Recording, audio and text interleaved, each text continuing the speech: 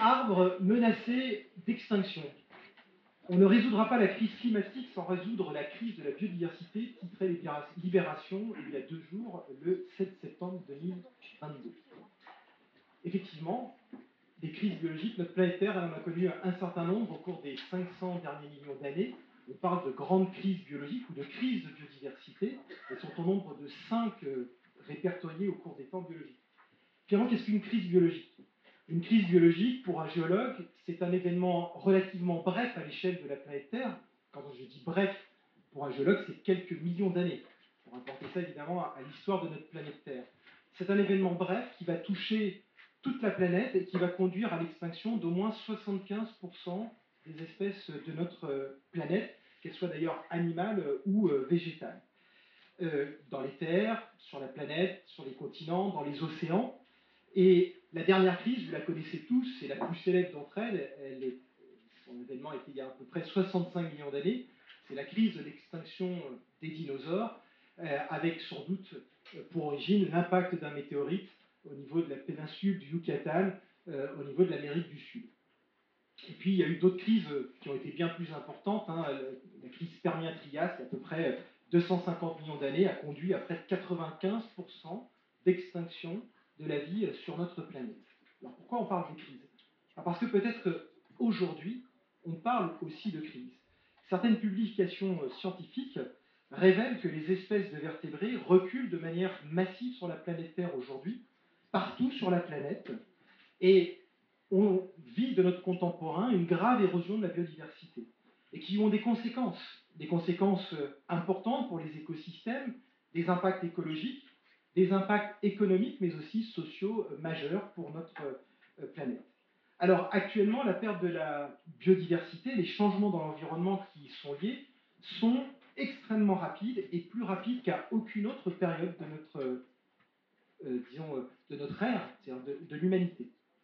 Et si la disparition des espèces, comme je l'ai montré, fait partie du cours naturel de l'histoire de notre planète, c'est pas nouveau que des espèces disparaissent. Les espèces disparaissent, apparaissent de manière parfois brutale. Mais ce qui est nouveau aujourd'hui, c'est que l'origine de la disparition, de la vitesse de disparition des espèces est liée à l'activité de l'homme, qui en a accéléré profondément le rythme d'extinction. Il est actuellement environ au moins de 100 à 1000 fois supérieur au rythme naturel d'extinction, estiment les scientifiques, soit un rythme sans équivalent depuis la dernière grande crise, d'il y a 65-66 millions d'années, qui a mené à l'extinction des dinosaures, à tel point qu'aujourd'hui, on parle de 6e crise biologique, 6e crise de la biodiversité. Et c'est l'IPBES, c'est une plateforme intergouvernementale scientifique et politique sur la biodiversité et les systèmes écosystémiques. On parle d'ailleurs parfois de GIEC de la biodiversité, qui a mis en évidence, entre autres en 2019, la réalité de cette 6e crise d'extinction des espèces sur notre planète, ses causes, mais aussi ce qu'il faudrait envisager comme changement dans notre rapport à la nature, dans notre rapport à la biodiversité, les changements à initier pour sortir de cette crise. Alors, dans un rapport qui a été publié le 11 juillet, ces experts estiment, et je cite, que cette crise est étroitement liée à la manière dont la nature est valorisée dans les décisions politiques et économiques. Pour faire face à cette situation, les scientifiques appellent à intégrer d'autres manières de voir le monde à nos processus de décision. Et je cite à nouveau, « Inverser l'impact humain sur la biodiversité requiert un changement systémique et transformateur, estime-t-il. » Alors, comment changer notre manière de voir le monde? Comment changer notre manière de percevoir la biodiversité?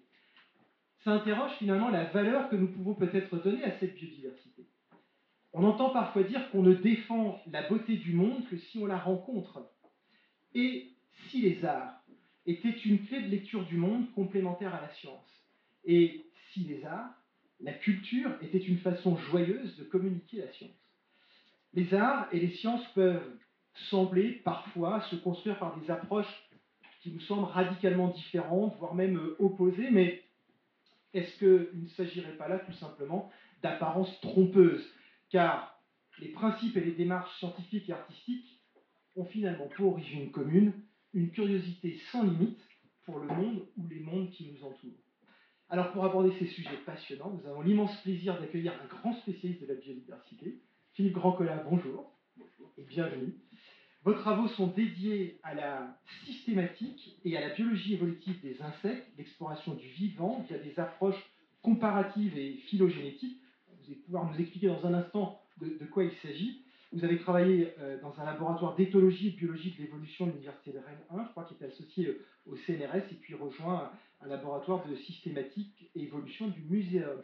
Vous êtes aujourd'hui directeur adjoint scientifique de l'Institut écologique et environnement du CNRS et chercheur à l'Institut de systématique évolution biodiversité, un laboratoire qui est commun CNRS, Muséum national d'histoire naturelle, Sorbonne Université, de l'école pratique de hautes études et de l'Université des Antilles, d'ailleurs que vous avez créé vous-même cet institut.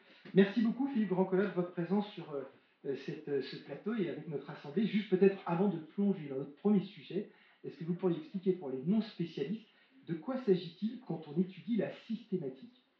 Merci d'abord pour cette introduction et merci pour cette invitation. Bonjour à toutes et à tous. Donc, effectivement, la systématique, c'est tout simplement la science qui établit des systèmes de relations de parenté entre les organismes vivants. Donc, ça permet à la fois de les nommer et de les distinguer. Ce que l'on utilise tous les jours en dénommant un arbre, un insecte, la science le fait avec des règles qui permettent qu'il n'y ait pas de malentendus entre les personnes dans le monde qui veulent désigner un organisme. Et cette discipline qui est relativement ancienne, puisqu'elle a commencé avec les grands naturalistes presque à l'époque de la Renaissance, cette discipline s'est inspirée de la biologie d'évolution à partir du 19e siècle.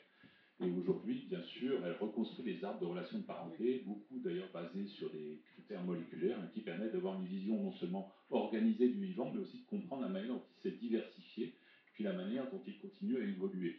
Donc effectivement, le laboratoire que j'ai créé, qui se situe en particulier au Jardin des Plantes, au Muséum, avait le grand avantage de pouvoir disposer des bases de connaissances que représentent les collections nationales d'organismes, donc le plus grand herbier du monde, une des plus grandes collections d'insectes du monde, ainsi de suite, ce qui permet d'avoir sous les yeux un référentiel extraordinaire de ce qui existe, sans pour autant oublier qu'il existe en fait 3 ou 4 fois plus d'organismes dans le monde d'aujourd'hui qui ne sont pas connus. Voilà. Malheureusement, l'ensemble de cette diversité, comme il vient d'être dit, est dans une situation assez dramatique. Et pour effectivement comprendre dans quelle crise nous nous trouvons, il est indispensable d'avoir connaissance des fondamentaux qui concernent la biodiversité, la diversité du vivant, et puis essayer de l'apercevoir effectivement par tous les moyens, qu'ils soient scientifiques ou artistiques. Alors, d'abord, peut-être parler du mot biodiversité. Et si je peux, pour rythmer notre conversation, le premier aspect, comprendre justement cette biodiversité. Je lisais hier soir sur le site de votre laboratoire des travaux de cet institut gouvernemental sur la biodiversité. Et je lisais ceci: réunis à Bonn début juillet 2022, ces experts ont présenté leur nouveau rapport sur la biodiversité. Et on y apprend notamment que 3 milliards d'êtres humains, c'est-à-dire 45% quand même de la population mondiale, dépendent des prélèvements d'espèces sauvages, et 2 tiers des personnes les plus pauvres dans le monde dépendent justement directement du prélèvement de ces espèces sauvages. Alors, la biodiversité, la comprendre et la percevoir, parfois on la perçoit comme étant une grande collection d'individus, une collection. C'est vrai que dans cette grande collection, on pourrait se dire que si on perd un élément de la collection, finalement, il n'y a rien de dramatique à ça. Et si on perçoit cette biodiversité, vous allez nous l'expliquer, Philippe Grandcolat, comme étant un grand réseau interconnecté, on comprend que si on casse cette chaîne à un endroit, on crée des dommages irrémédiables. Et donc, en quoi Philippe Grandcolat est-il peut-être si nécessaire, justement, de connaître cette biodiversité de notre planète, et pourquoi est-ce aussi parfois difficile? Et finalement, la question qu'on posait tout à l'heure, quelle valeur donne-t-on, ou faudrait-il que nous donnions à cette biodiversité pour mieux la préserver? Tout à fait. Tout repose déjà sur un mot, biodiversité. Alors ce mot aujourd'hui, il fait florès, on l'entend dans beaucoup de médias. C'est un mot qui est devenu commun, mais pour autant, en fait, je pense qu'on n'a pas tous vraiment conscience de sa signification. Ordinairement, on parle plutôt de la nature ou de l'environnement, mais déjà, quand on dit nature-environnement, on place une distance entre les humains et le reste de l'univers, une distance, en fait, qui n'est pas placée, comme l'expliquait une personne ce matin, dans d'autres cultures, dans lesquelles l'homme se définit comme partie prenante de la nature. On peut parler du vivant aussi, on a parlé des sciences du vivant, on a parlé notamment des sciences du vivant au moment où on a vu les grands progrès de la génétique, de la médecine au cours du XXe siècle, mais quand on parle de vivant, finalement, on fait référence à ce qui est relativement commun à toutes les espèces. Là, j'ai juste mis 3 exemples. L'ADN, tout le monde connaît le support de l'hérédité. On en est même à dire c'est dans mon ADN, pour dire qu'une caractéristique est vraiment nous est propre. Une autre caractéristique du vivant, c'est qu'il est lié à la structure de la cellule. Il y a des organismes unicellulaires qui sont tout petits, mais il y a également des organismes comme nous dans lesquels on a plusieurs milliards de cellules. Et puis tous les organismes vivants se reproduisent et ils se développent. Donc en règle générale, dans toutes ces sciences du vivant moderne, on a considéré plutôt dans les grandes avancées technologiques ce qui était commun à toutes les espèces, et on a oublié que par ailleurs elles différaient énormément par plein d'aspects. Et il y a une prise de conscience dans les années 80, dans le monde scientifique, en fait, que quand on faisait avec des problématiques d'environnement, quand on essayait de regarder autour de soi, en fait, ce qui devenait finalement important, ce n'était pas le commun de ces espèces, le commun que l'on connaît aujourd'hui de mieux en mieux, c'était ce en quoi ils différaient. Et donc, en anglais, un certain nombre de scientifiques ont défini la diversité biologique, biological diversity, et puis ils ont essayé de contracter le terme pour le rendre un petit peu plus parlant. Donc, ils ont créé le terme biodiversité, biodiversity en anglais, et ça a été consacré notamment dans un colloque qui s'est tenu à l'Académie des sciences des États-Unis dans les fin des années 80. Donc, à partir de ce moment-là, ce terme s'est répandu. Il s'est répandu d'autant plus qu'il a même fait l'objet d'une convention. Vous avez sans doute entendu parler du sommet de la Terre à Rio de Janeiro en 92, et à cette occasion, en fait, il y a un certain nombre de pays qui se sont réunis. Précisément parce qu'il y avait une prise de conscience de l'importance de cette diversité du vivant. Il fallait la considérer, elle était sous-jacente à toutes les problématiques de société qu'on voyait ici ou là. Et de fait, ce congrès comportait des diplomates, des juristes, qui ont même créé une définition qui est devenue un accord juridique, un accord juridique qui a été signé, non contraignant, par environ 200 pays. Aujourd'hui, les signatures sont faites au gré des années. Aujourd'hui, on a environ 200 pays qui sont signataires de cette convention, et c'est cette convention qui continue à animer des débats entre les pays pour savoir comment régler la question de l'environnement. Des débats, par exemple, qui vont se tenir à nouveau lors de la conférence des parties, ce qu'on appelle les COP, en abrégé. La prochaine conférence des parties devait se tenir sur la biodiversité depuis 2 ans en Chine, et malheureusement, du fait de la situation sanitaire dans ce pays, elle se fera sous présidence chinoise à Montréal au mois de décembre. Et donc, cette convention de la diversité biologique, vous voyez, non seulement elle a un contenu scientifique, mais en plus, elle est peut-être pas contraignante, mais elle oblige malgré tout les pays à considérer la diversité du vivant. Et elle la définit de manière très simple. C'est la diversité qu'on trouve à l'intérieur des espèces, entre les espèces, et puis entre les systèmes d'espèces, donc les écosystèmes, entre une forêt, un désert, une prairie, un marécage. Donc finalement, la biodiversité, c'est simplement résumer dans un seul mot tout ce que l'on peut observer différent entre le vivant sur Terre. Et on en a des appréhensions nous-mêmes très familières. Quand on dit qu'il faut manger 5 fruits et légumes par jour, c'est une vision finalement de la biodiversité. On se rend compte que pour avoir une alimentation équilibrée, on ne peut pas baser son alimentation sur un seul organisme vivant. On oublie très vite d'ailleurs que 5 fruits et légumes par jour, ça suppose à peu près 5000 organismes vivants qui travaillent en arrière-plan. Les bactéries, les milliers de bactéries qu'il y a dans le sol, les antagonistes des ennemis de ces légumes ou de ces fruits, etc. Donc en fait, on dépend en réalité d'une quantité gigantesque d'organismes dont on ne perçoit pas toujours la présence, soit parce qu'ils sont microscopiques, soit tout simplement parce qu'on n'y prête pas attention. Alors, pour autant, là, on vient de parler de la définition scientifique ou juridique du terme, mais ce terme, quand on l'évoque auprès d'une personne ou d'une autre dans la rue ou au gré d'une manifestation, en fait, si on cherche à savoir ce qu'il évoque, souvent il évoque plutôt des images un peu fantasmées, une baleine, un insecte, un beau papillon, un grand arbre. Une biodiversité, ça évoque plutôt ce genre de représentation. Et puis, ça évoque aussi peut-être un peu de fragilité, puisqu'on parle de la crise de la biodiversité, de la crise du vivant. Mais en règle générale, c'est plutôt une image positive, on va dire. Mais la biodiversité, c'est aussi cela, c'est aussi des champs cultivés, des organismes microscopiques dont certains peuvent être momentanément pathogènes, un moustique vecteur de maladie. Vous voyez, il y a de la biodiversité aussi qui a disparu et qui a été minéralisée, qui se trouve aujourd'hui connue à l'état de fossile, comme ici. Et puis il y a des espèces qui ne sont pas très sympathiques, soit parce qu'elles sont venimeuses ou parce qu'elles sont commensales involontaires de nos populations humaines.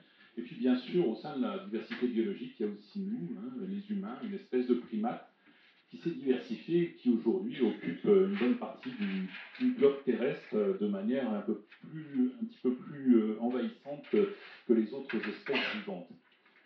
Alors, comme on vient de le dire, la question de parler de biodiversité, c'est très souvent essayer de lui donner une valeur.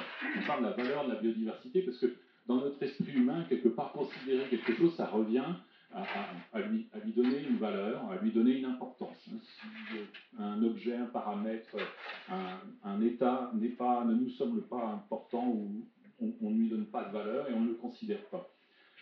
Alors il y a une réflexion éthique derrière tout ça. Il y a des philosophes de l'éthique, c'est une branche de la philosophie, ont essayé de donner des valeurs à la diversité du vivant. Et même au sein des populations humaines, vous savez, depuis plusieurs siècles, il y a évidemment une progression de l'éthique qui s'est faite pour prendre en compte la diversité des humains, mais aussi la diversité, même à l'intérieur d'une même population humaine, des enfants, des femmes, des hommes, de tous les humains, quel que soit leur statut.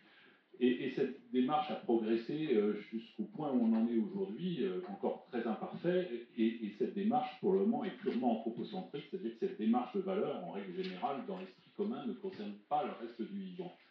Et pourtant, on peut donner à la diversité du vivant plusieurs types de valeurs. Alors, il y a d'abord une valeur de service. On parlait tout de suite des 5 fruits et légumes, évidemment. Cultiver des fruits et légumes, c'est indispensable. C'est indispensable d'avoir des organismes dont on puisse se nourrir. Mais il y a aussi bien d'autres valeurs de service qui nous semblent assez évidentes. On le sait tous, la végétalisation des villes détruit les îlots de chaleur. Un certain nombre de prédateurs permettent de réguler des populations d'organismes. On a également des organismes qui nous permettent de lutter contre les maladies. Par exemple, les antibiotiques sont des substances de défense émises par les champignons, qui ont été découvertes et utilisées à notre avantage. Donc, beaucoup de services différents qui peuvent être donnés à la biodiversité. C'est une conception assez utilitariste qui ne fait pas forcément la place à tous les organismes qu'on ne connaît pas ou dont on ne connaît pas forcément le rôle et qui pour autant sont importants. Valeur d'option, c'est un concept aussi intéressant tiré des théories économiques.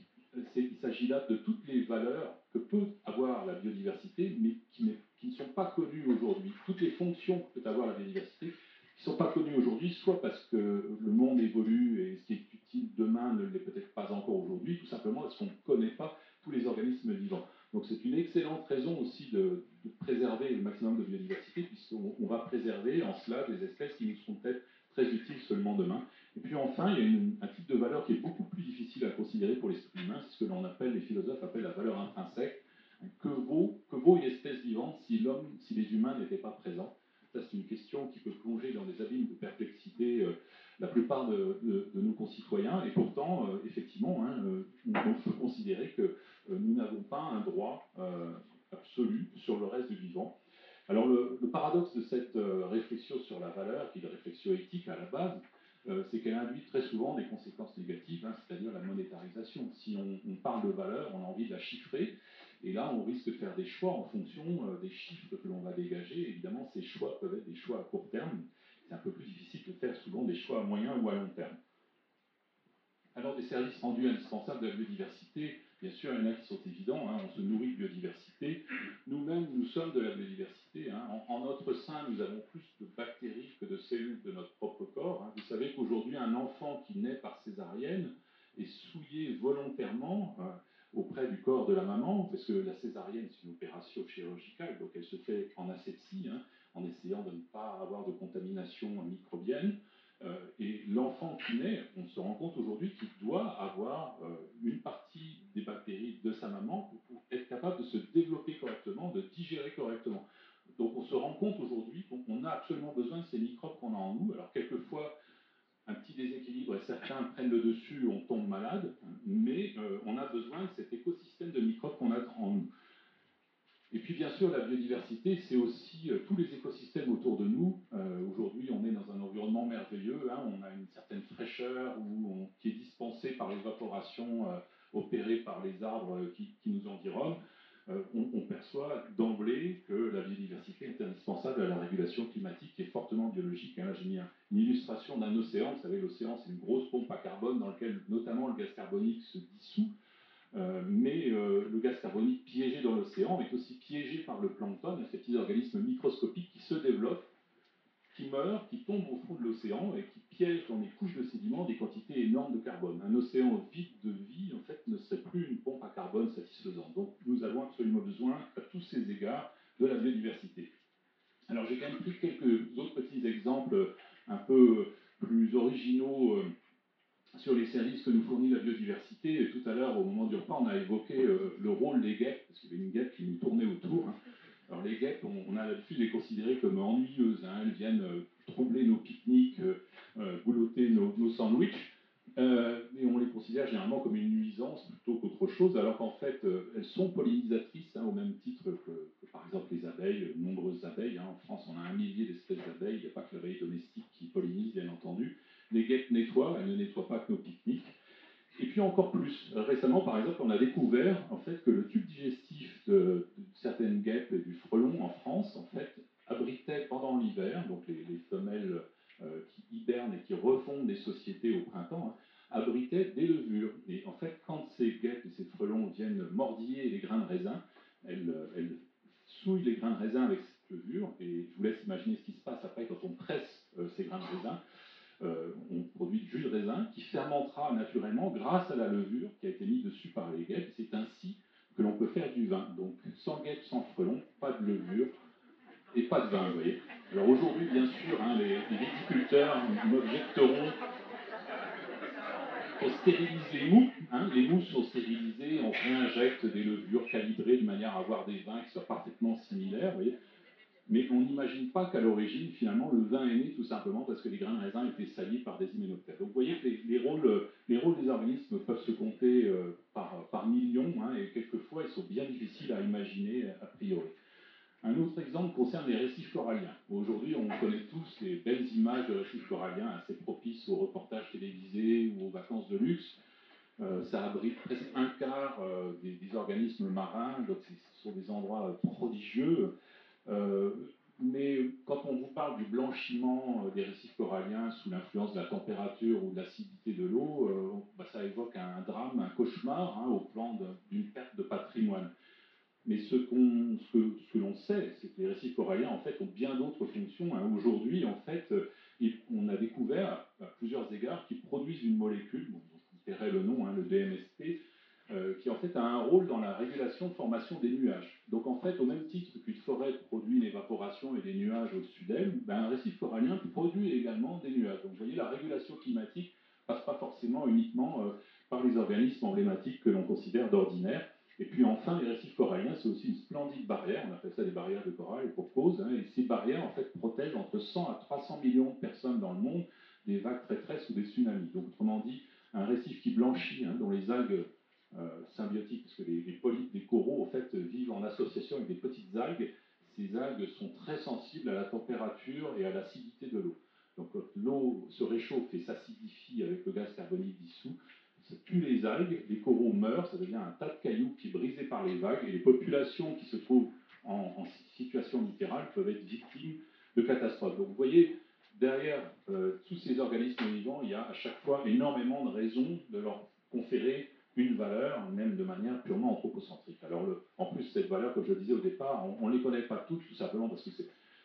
Aujourd'hui, on connaît 2 millions d'espèces vivantes dans le monde, et vous voyez, chacune de ces espèces peut être caractérisée de manière extraordinaire pour ses interactions ou ses rôles, mais en plus, on ne connaît pas toutes les espèces qui existent dans le monde. Hein.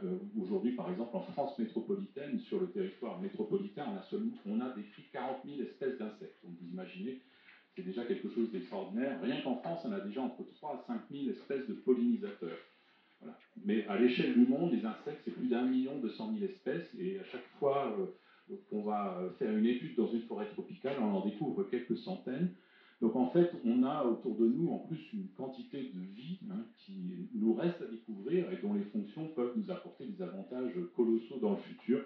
Bon, j'ai mis pour mémoire, vous voyez, des ordres d'insectes nouveaux qui ont été décrits du milieu naturel durant les 10 dernières années. Puis mon laboratoire, il y a quelques années, a même trouvé une espèce de taupe nouvelle, hein, la taupe que les jardiniers détruisaient à l'envi dans le sud-ouest de la France depuis des décennies. En fait, c'est révélé être une espèce différente de la taupe européenne que l'on trouve par exemple ici dans notre région.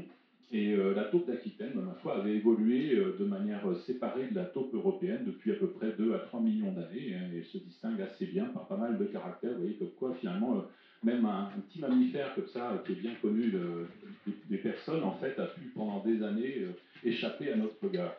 Et il y a plein de possibilités derrière ces découvertes. Hein. Les taupes sont les réservoirs de certains hantavirus qui sont parfois pathogènes. Les hantavirus de la taupe d'Aquitaine ne sont pas les mêmes que les hantavirus de la taupe européenne. Derrière des découvertes en apparence anodines, un peu anecdotiques, comme ça, il peut y avoir des aspects qui sont très importants pour la gestion de l'environnement, la santé publique, la préservation de la diversité. Alors, on disait qu'il était absolument nécessaire de la comprendre, mais aussi de la percevoir, cette biodiversité. Et notre gros problème, en fait, c'est qu'on la perçoit, je pense, très mal. Et on a tendance à considérer que notre puissance technologique et scientifique nous permet d'avoir conscience de cette diversité, de prendre sa mesure, de l'étudier.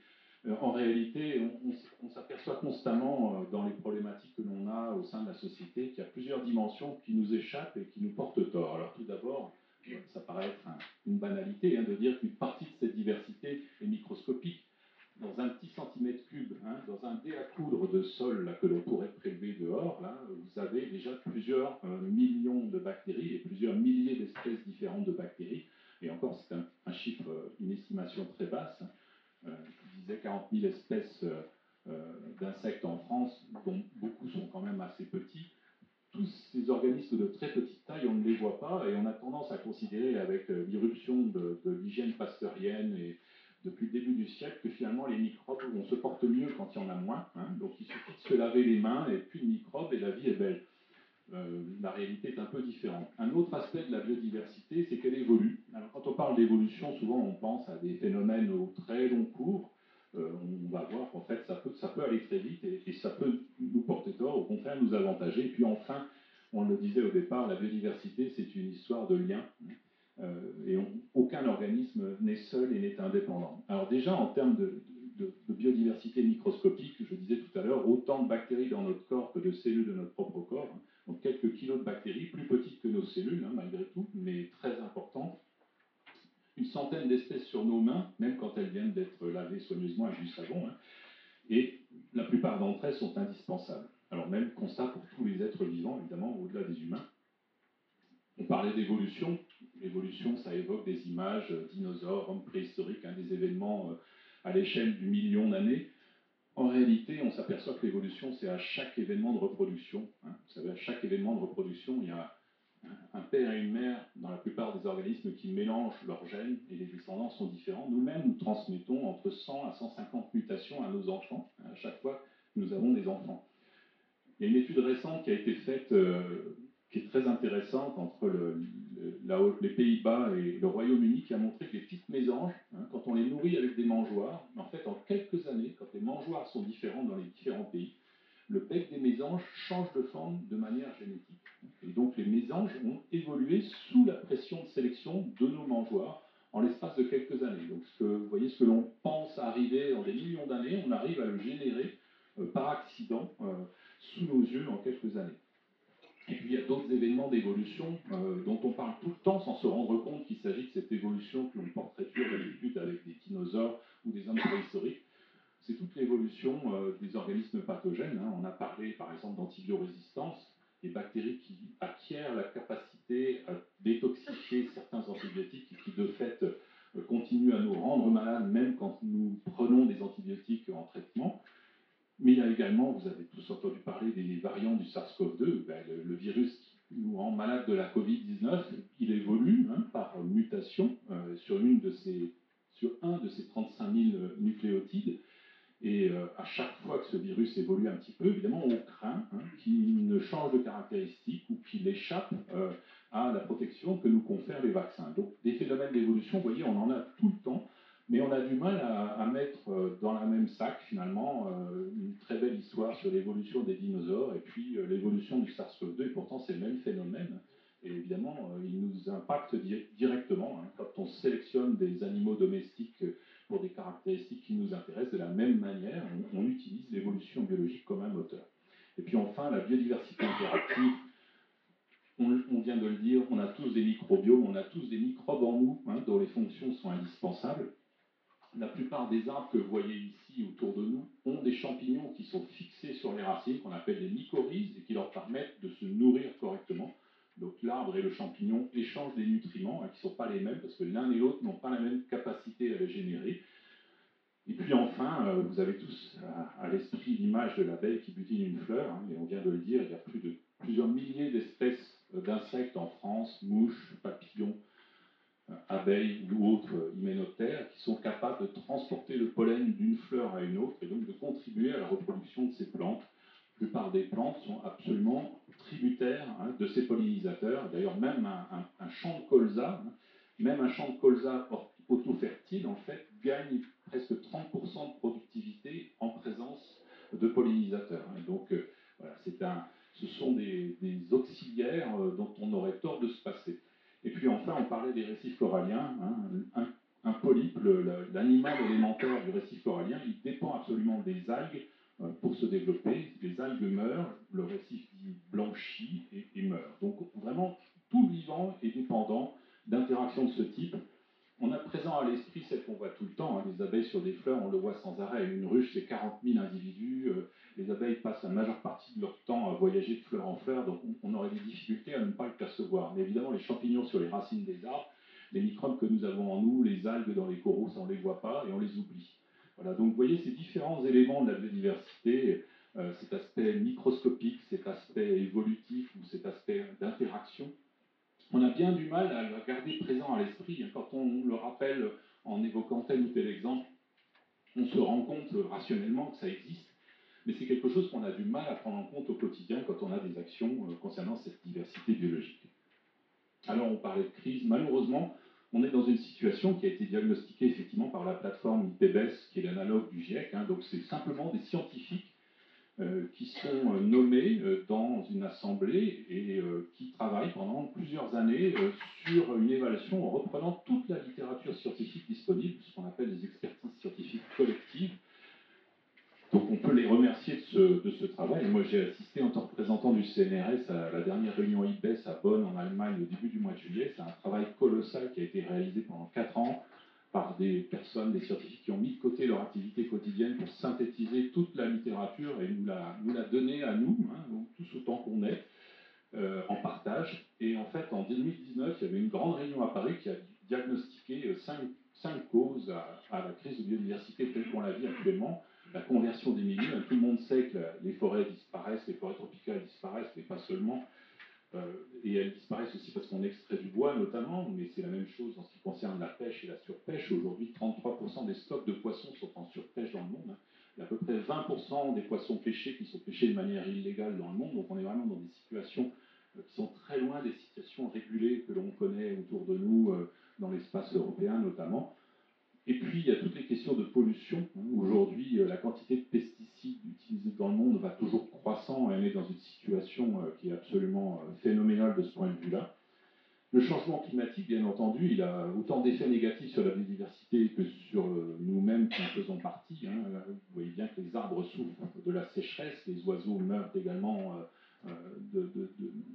d'hyperthermie ou de sécheresse durant les événements de canicule, par exemple. Et enfin, nos transports, quels qu'ils soient, aériens, maritimes, qui ont augmenté de plus de 1000% durant les 2 à 3 dernières décennies, ces transports transportent aussi avec eux des espèces. Alors bien sûr, les espèces vivantes, elles se déplacent, elles migrent à plusieurs égards.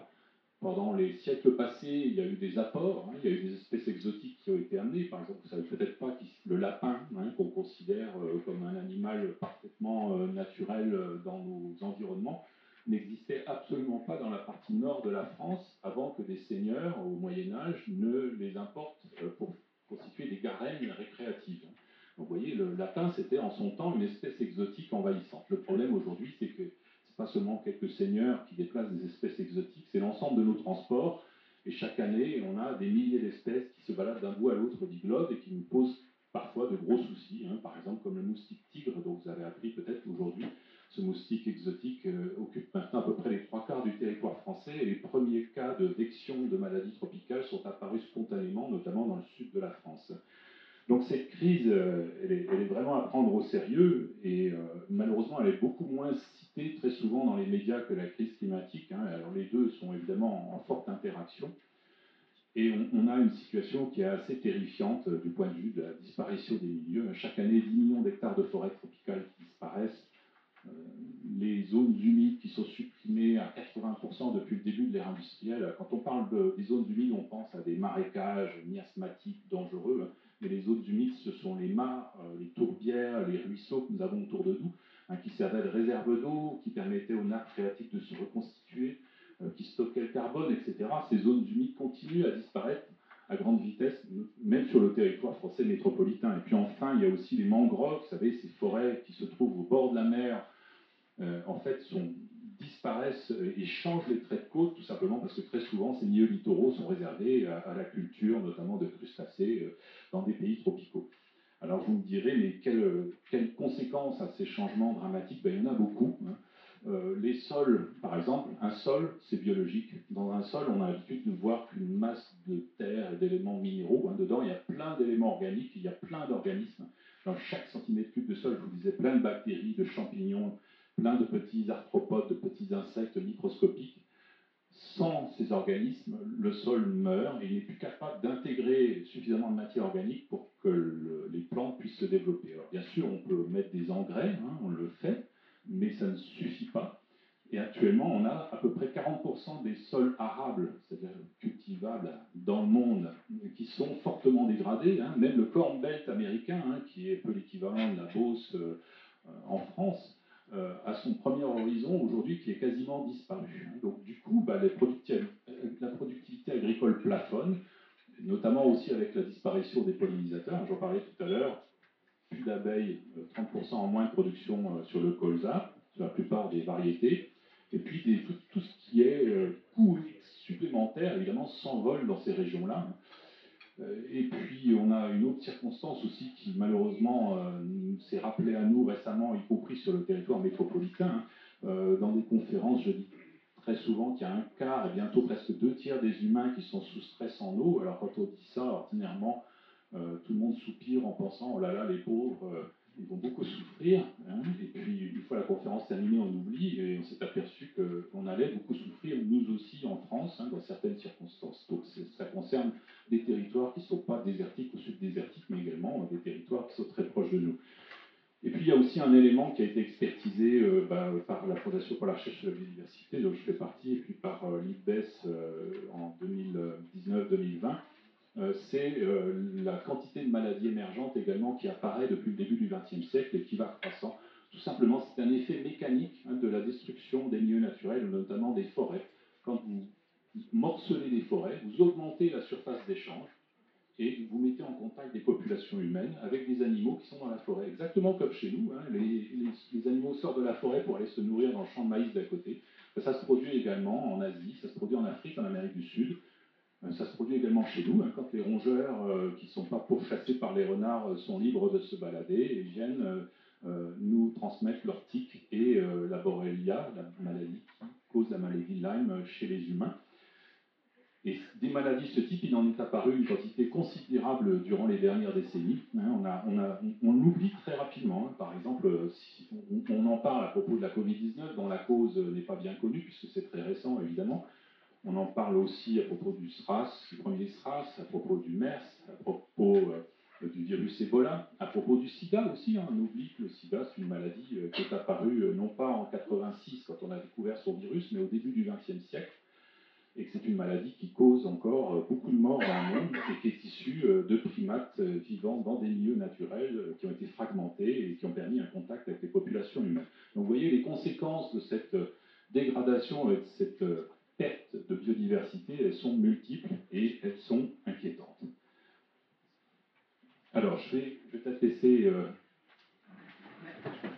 Merci en tout cas pour cette première approche, pour mieux comprendre cette valeur de la biodiversité. Je vous propose d'aborder un deuxième thème, on reviendra après sur ces propos dans un temps plus conclusif, mais finalement les sciences naturalistes en France jusqu'au XVIIIe siècle, on était plutôt très avant-gardistes. On connaît beaucoup de grands naturalistes comme Buffon, Jussieu, Réaumur, puis courant du XIXe siècle, on a perdu un peu de vitesse peut-être sur ces questions-là.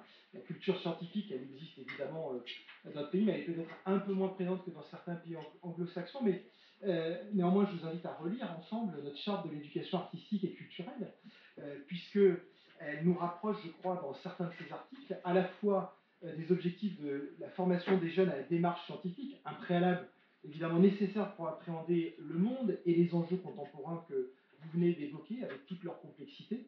Par exemple, je lis l'article 4, l'éducation artistique et culturelle contribue à la formation et à l'émancipation de la personne et du citoyen à travers le développement de sa sensibilité, de sa créativité et de son esprit critique. Il y a besoin de cet esprit critique, évidemment, pour comprendre ce monde. L'article 6 aussi qui évoque que cette éducation artistique et culturelle permet aux jeunes de donner du sens à leur expérience et de mieux appréhender le monde contemporain.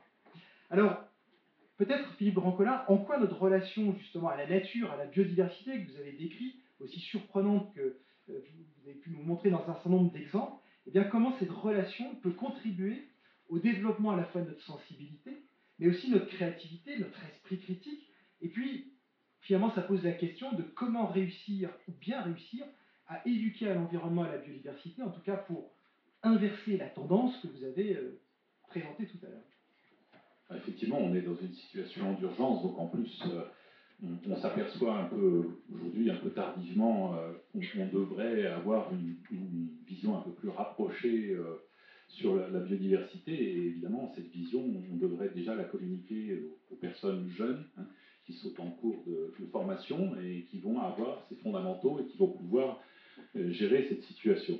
Alors effectivement, je pense que dans la biodiversité, il y a des éléments qui nous aident, bien sûr qu'on doit prendre en compte, mais il y a aussi des éléments qui nous aident de manière un peu rétroactive à cette prise en compte. Apprendre et comprendre la biodiversité, c'est souvent avoir une démarche de curiosité ou d'empathie. Là, j'ai mis une petite photo de bourdon. Voilà, quand on voit un insecte sympathique, comme ça, une abeille, un bourdon, on a envie d'aller vers lui. Au moins, on sait que c'est un insecte utile. On aime bien le miel. On le considère, on le regarde, et ça nous donne quelque part une capacité à sortir de notre coquille, et à aller vers le vivant, aller vers la diversité du vivant, et à ne pas rester enfermé dans un mode de vie qui serait uniquement urbain, technologique ou peu perceptif. Et puis il y a aussi une démarche de curiosité intellectuelle. Là, j'ai mis un petit schéma un peu compliqué qui essaie d'expliquer, et qui sort d'une publication très, très bonne faite par des Hollandais sur des relations entre les populations de renards, les populations de petits carnivores aussi, et puis les populations de rongeurs, qui expliquent la dynamique de la maladie de Lyme. Vous voyez. Et ce type de résultat, en fait, c'est vraiment pour la curiosité intellectuelle une stimulation. Aujourd'hui, en France, il y a à peu près 50 000 personnes qui sont malades de la maladie de Lyme chaque année. Ça suscite un traitement antibiotique lourd, c'est pénible. C'est un problème de santé publique. Quand on va se balader en forêt, on doit regarder en rentrant, en particulier sur ses enfants, s'il n'y a pas une tique qui serait passée par là et qui aurait la mauvaise idée de mordre la peau, sachant qu'à peu près 20% des tiques sont porteuses de bactéries responsables de la maladie de Lyme. Donc ce type de situation, ça nous interpelle, ça nous fait réfléchir. Donc je pense que ça, déjà, la biodiversité a cette vertu-là. On n'est pas dans un huis clos entre humains, on est dans un univers vaste où existent d'autres organismes, et ça nous oblige à sortir de notre huis clos. Il y a aussi un autre aspect, je parlais d'aiguiser nos sens, puisque bien sûr le vivant n'est pas homogène du point de vue taille et d'aspect. Là j'ai mis un petit dessin qui a été fait par un biologiste nord-américain qui est amusant, parce qu'il figure des différents organismes à la taille de leur nombre dans le monde. Alors vous voyez, il y a un insecte qui est monstrueux, là.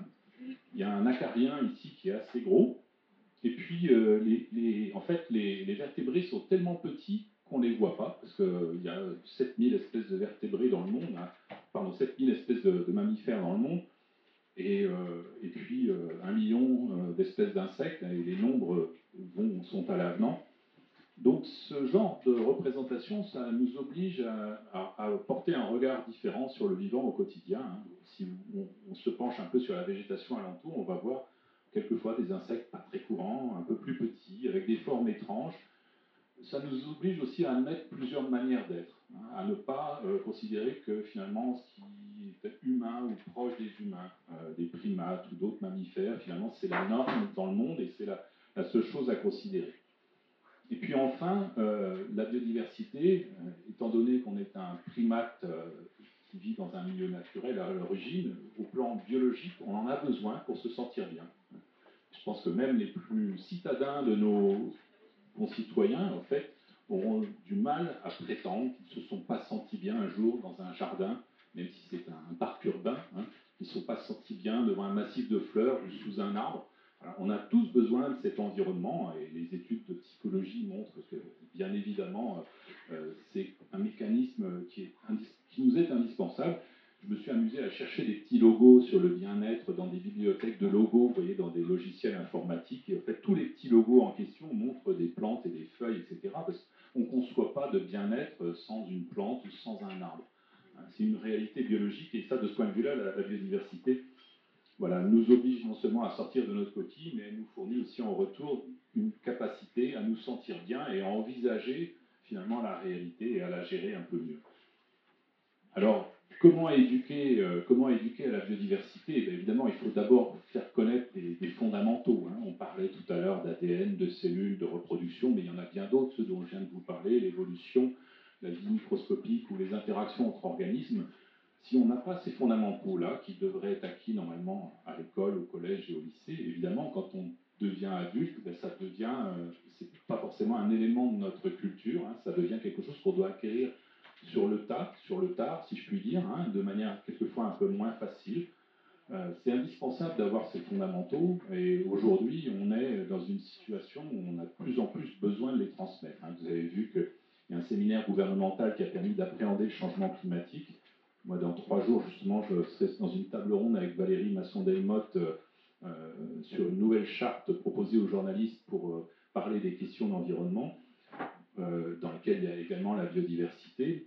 Dans quelques semaines, je ferai une formation pour les rédactions de France Télévisions sur la crise de l'environnement, parce que ce sont des phénomènes qui interviennent dans notre vie quotidienne et qui sont absolument indispensables à prendre en compte. Donc connaître les fondamentaux, ça se fait à tout âge. C'est toutefois bien mieux quand on arrive à les faire connaître, et évidemment c'est le rôle des pédagogues et des enseignants, le plus tôt possible, de manière qu'on puisse les intégrer à notre culture, y réfléchir, à développer un esprit critique, effectivement, en parlant de ces phénomènes qui sont des phénomènes qui sont appréhendés de manière scientifique. Puis après, il y a un élément aussi qui est certainement moins scientifique dans l'imagerie classique, et qui est de l'ordre de la surprise, de l'attirance, de l'empathie. Pour faire réfléchir, pour faire ressentir, on a besoin de quelque chose qui nous surprenne quelquefois. Moi, j'ai dirigé pendant 10 ans un laboratoire que j'ai fondé au Muséum national d'histoire naturelle avec à peu près 200 chercheurs et étudiants. Et on avait une relation avec le public importante, puisque le muséum est un établissement qui, sur ses différents sites, accueille à peu près 3 millions de visiteurs chaque année. Et on se rendait compte très souvent qu'au début, on cherchait naïvement à attirer les personnes et à leur faire comprendre des phénomènes avec des animaux sympathiques, un joli papillon, une abeille. Et finalement, on provoquait de la sympathie, de l'empathie, mais très souvent chez des personnes déjà très sensibles à ce type de phénomène ou d'organisme. Et puis parfois, on a parlé d'organismes par accident, parce qu'ils s'imposaient à nous, qui étaient nettement moins sympathiques. Ici, j'ai mis la photo d'un rat au cnu, c'est une espèce de rongeur social qui vit dans des terriers, qui, comme son nom l'indique, n'est pas vraiment velu et qui n'est pas très joli. Quand on parle de ce genre d'organisme, souvent, ça provoque soit le dégoût, la répugnance, mais quelquefois, ce ne sont pas forcément des réactions si négatives que cela, ça oblige finalement à prendre en considération ces organismes, et là, on va capter l'attention de personnes qui ne sont pas forcément très intéressées par des questions de biodiversité ou d'environnement dès le départ. Vous voyez, surprendre et attirer, ça permet des fois d'amener à réfléchir ou à ressentir. Donc ça, c'est vraiment très important. Et puis encore une fois, je pense qu'une bonne éducation, ça a été dit à plusieurs égards ce matin, et on l'a vu avec les enfants et les collégiens qui étaient présents. Si on n'est pas heureux dans la vie, si on n'a pas de bien-être, on n'est pas capable d'apprendre, et il faut que la connaissance rende heureux également, et que le bonheur permette d'acquérir cette connaissance. Je pense que voilà, sans faire du thomisme, on ne va pas citer saint Thomas d'Aquin, un minimum de confort pour pratiquer la vertu, on ne va pas aller jusque-là quand même, mais je pense que c'est vraiment important pour se sentir bien, pour arriver à acquérir des connaissances et que ces connaissances nous rendent heureux. Et la biodiversité a également cette vertu, les connaissances qu'on a sur la biodiversité nous apportent du bonheur, tant mieux, c'est essentiel. Alors, petite provocation. fond.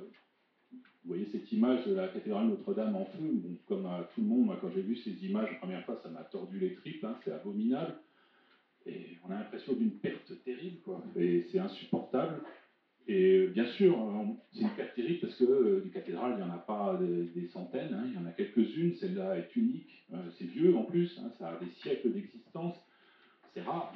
Pas beaucoup de cathédrales. Et puis, ça nous est apparenté. Une cathédrale, ça a été construit par des humains, et donc on ressent ça comme un héritage culturel.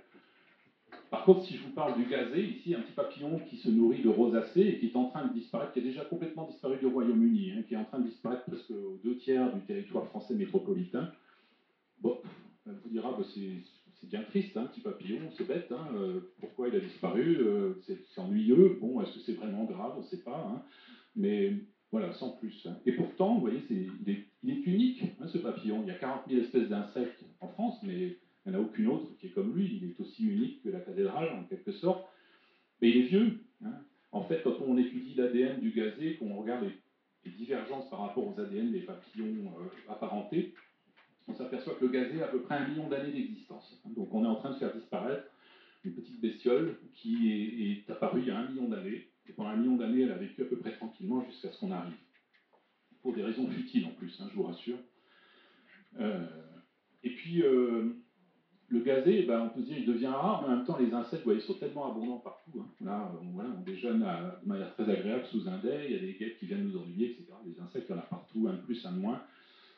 Et puis finalement, le gazé, il ne nous est pas apparenté, il est très lointain, il nous semble beaucoup moins apparenté au plan psychologique qu'une cathédrale, ce qui est un paradoxe, parce qu'effectivement, le gazé est bien parent à nous. Un parent qui a divergé il y a à peu près 400 millions d'années d'un ancêtre commun avec les mammifères, les vertébrés, les mammifères et les humains. Mais malgré tout, vous voyez la différence qu'il y a entre finalement la perte que l'on ressent quand on voit un monument historique disparaître et puis la perte que l'on ressent quand on voit une petite espèce très modeste disparaître. Vous voyez, ce problème d'appréhension de la biodiversité, on en parlait tout à l'heure, problème de taille, problème d'évolution, nous empêche réellement de comprendre la valeur de ce que l'on est en train de saccager. D'autant plus que le gazé, en l'occurrence, il peut avoir des rôles écologiques essentiels, mais la plupart d'entre nous l'ignorent. Et puis, derrière tout ça, il y a aussi une espèce d'empathie naturelle. Et on a fait une étude récemment avec des centaines de millions de données qui sont en accès libre sur le web, qui sortent des études scientifiques. On s'est rendu compte, en fait, qu'il y a un biais évident chez les humains et chez les scientifiques, parce que les scientifiques sont des humains comme les autres, je vous rassure, à considérer de manière différente les organismes vivants. Et un scientifique, en moyenne, va considérer très souvent les oiseaux, les mammifères, etc. Puis très mal considérer, vous voyez, les insectes, les araignées, les mollusques, les champignons, etc. Pourquoi en fait, quand on a étudié statistiquement pourquoi, on s'est rendu compte tout simplement, c'est parce que le scientifique, en fait, au plan sociétal, au plan social, c'est beaucoup moins valorisant pour lui s'il étudie un insecte que s'il étudie un mammifère. Si je vous disais que j'ai passé ma vie à étudier le mode de vie des tigres dans la forêt indienne, vous diriez, si je vous dis que j'ai étudié des insectes qui vivent dans les feuilles mortes en Amazonie, bon, vous n'allez peut-être pas éprouver la même admiration pour ma vie aventureuse. Voilà. Donc, les scientifiques, comme les autres, sont sujets à ce type d'appréciation différente dans le contexte de la société. Et ça, c'est une question d'empathie également. On a beaucoup plus d'empathie pour les tigres, les éléphants, les girafes que pour les petites bêtes. Et ça se vérifie, si on fait des choix comme ça en montrant des animaux dans des situations pénibles, la plupart des gens en fait vont vouloir faire quelque chose si on leur montre un écureuil dans une situation pénible, une tortue déjà un peu moins, alors une étoile de mer ou une pâquerette encore beaucoup moins, puis une bactérie pas du tout. Voilà. Donc on a vraiment, et ça ce mécanisme-là qui est biologique nous empêche vraiment de comprendre justement que dans le monde vivant, il y a des organismes qui peuvent paraître modestes, dont on se fiche éperdument au quotidien, mais qui nous sont absolument indispensables. Et en plus, il y a un problème d'amnésie. J'ai un collègue, Franck Courchant, qui a fait une étude très intéressante qui a montré en fait que ce que l'on voit dans les médias nous influence malgré nous. Si vous regardez ce qui se passe à la télévision, par exemple, vous allez voir sans arrêt des girafes, des lions, des éléphants, parce qu'il y a des reportages animaliers, il y a des dessins animés. Et vous allez avoir l'impression que ces animaux sont en bonne santé, qu'il y en a beaucoup. Puis on se dit, honnêtement, il doit y avoir des études très poussées sur les éléphants. Ils sont comptés, mesurés, protégés. Il y a même des gardes avec des fusils qui les protègent, etc. Donc ça doit bien se passer pour eux, d'autant plus qu'on les voit toujours à la télé. Ben non, manque de peau, en fait. La plupart de ces animaux sont en voie de disparition. À l'échelle de 30 ou 40 ans, normalement, les girafes, les tigres, les lions et les éléphants devraient être disparus, si on suit la tendance actuelle. Voilà. Donc, la vision qu'on a du vivant, en plus, ce n'est pas une vision directe, bien sûr, parce que pour la plupart d'entre nous, on n'a pas la préhension quotidienne et directe du bien-être de ces animaux dans la nature. Et puis, il y a d'autres animaux, des fois, qui nous semblent très importants, ce qu'on appelle les fossiles vivants, à de mauvais égards, c'est-à-dire des organismes qui sont censés rester d'un passé lointain, censés être modifiés, vous voyez, comme ici le ginkgo biloba, ou ce fameux monotrème, l'ornithorynque australien. Tous ces organismes qui sont censés venir d'un passé très lointain, en fait, sont un peu comme des dinosaures qui auraient survécu. On leur prête attention, on leur prête encore plus attention finalement qu'au lion et à la girafe, et infiniment plus qu'au gazé, petit papillon de tout à l'heure. Par exemple, quand il y a eu des incendies terrifiants en Nouvelle-Galles du Sud, là où des forêts ont brûlé, il y avait des arbres qui sont des arbres relictes d'une lignée de pins de l'hémisphère sud, les Araucaria, qui ont été protégés par des missions spéciales de pompiers. Et la presse titrait, vous voyez, des arbres dinosaures sauvés des incendies, parce que ces arbres-là nous semblaient dignes d'intérêt. Là, vous voyez, notre relation au vivant, elle est vraiment marquée par plein comme ça d'appréhensions un peu différentes, et puis souvent un peu quantitatives. Par exemple, si je vous dis que le poids de toutes les fourmis est équivalent au poids des humains sur Terre, ça va vous impressionner. Pour autant, ça ne va pas forcément vous amener à être plus enclin à protéger les fourmis. Aujourd'hui, sur Terre, d'ailleurs, si on regarde les mammifères, vous voyez, le poids du bétail a dépassé de très loin le poids des humains, au-dessus du poids des cochons, des moutons, aux chèvres, et puis les vertébrés sauvages sont très très loin derrière. Aujourd'hui, le monde vivant des vertébrés sur Terre, enfin des mammifères sur Terre, c'est d'abord un monde d'animaux d'élevage. On est très très loin, de plusieurs ordres de magnitude devant les animaux sauvages. Et malgré tout, malgré qu'on vient de parler de poids, dans la biodiversité, tout n'est pas en fait une question de poids. Il y a des espèces des fois qui peuvent être très très utiles, ce qu'on appelle des espèces clés, parce que quelquefois ce sont des petites espèces très, très locales qu'on ne voit pas trop, une petite plante dans des affleurements rocheux, dans des milieux alpins, une murène très moche pour nos yeux européens dans un récif corallien. Ces animaux-là, vous les enlevez et tout l'écosystème local s'écroule, parce que cet animal a un rôle absolument indispensable. Donc quelquefois, vous voyez, ces animaux qui sont présents à peu d'individus vont avoir un rôle crucial. Donc tout ceci, on a du mal à le percevoir, parce que ce sont vraiment des choses qui ne vont pas de soi dans notre esprit.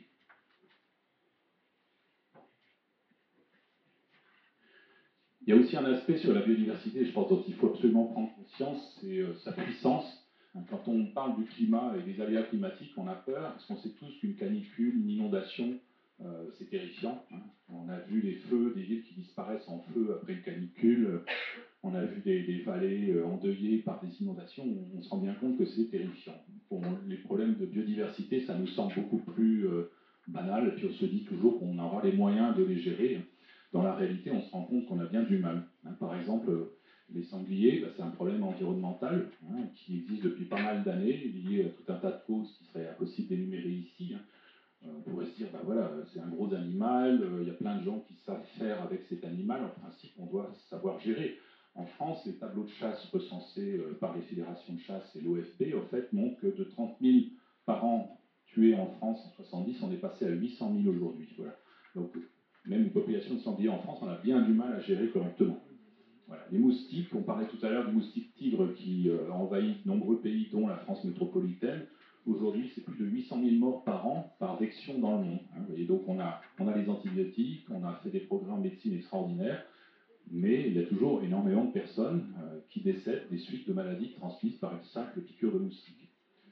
Et puis enfin, récemment, on a été victime d'une pandémie qui a frappé le monde entier, et on se rend compte qu'on a bien du mal à échapper au coronavirus qui évolue, et puis que finalement, on va jouer à cache-cache avec lui, probablement pendant le restant de notre vie. Donc on est devant une situation où on perçoit la puissance de la biodiversité, mais Je vous en parle pour essayer de vous en faire prendre conscience. Vous le comprenez certainement, c'est évident, mais pour autant, dans notre vie quotidienne, on ne va pas lui donner autant d'importance qu'à une canicule ou à un incendie ou à une inondation. Pourquoi? Peut-être une question d'empathie, hein, une question de prise en compte intellectuelle de ces phénomènes, je ne sais pas. Alors, je vais laisser à nouveau David. Merci beaucoup, Philippe. Donc voilà, je crois que vous nous avez montré que finalement, appréhender la biodiversité, c'est aussi appréhender le monde d'une manière sensible. Et parler d'empathie, de bien-être.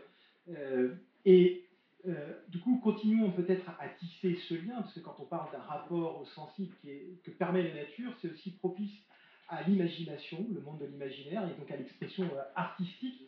Peut-être pour introduire ces dernières thématiques ensemble, je vais reprendre une théorie qui m'a amusé, de l'historien d'art Erwin Panofsky, dans son ouvrage Galilée critique d'art, qui nous dit ceci: et si Galilée, malgré tout son génie, était passé à côté de la découverte de Kepler, pourtant moins progressiste que lui, en raison du classicisme de ses goûts esthétiques.